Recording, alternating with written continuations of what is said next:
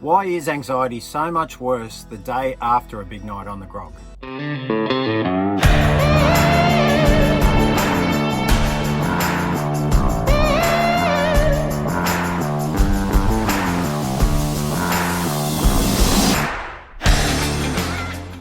This isn't your imagination, this is a real thing. They've got a name for it, they call it anxiety, and it's all to do with chemicals.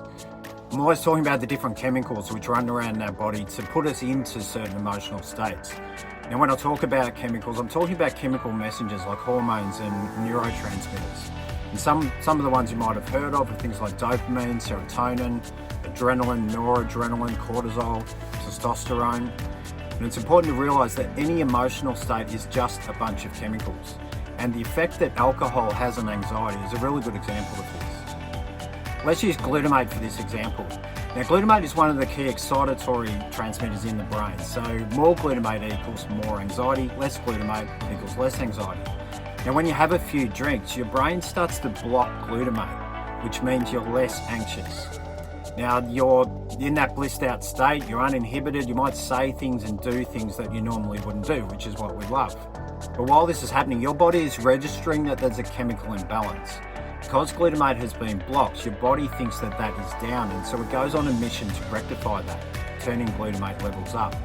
So then when the alcohol wears off, usually while you're asleep, what you're left with is a spike in glutamate and so a spike in anxiety.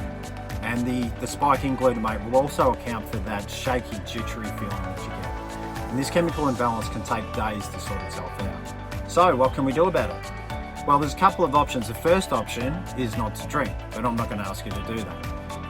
I did get off the grog for lengths of time when my anxiety was really bad, but to be honest, it's one of my favourite things to do, having a laugh and a drink with friends. So it's not something I wanted to give up long term.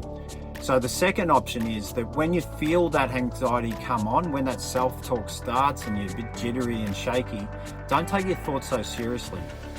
Hopefully this video is giving you the awareness that it's just a bunch of chemicals. So when your brain starts that mind chatter, warning you of impending doom or letting you know what a dick you made of yourself the night before, know that it's a temporary chemical imbalance and don't take that self-talk so seriously. And then on coming videos, I'll run you through ways that you can then take charge of your emotional state so that you're better able to deal with that anxiety.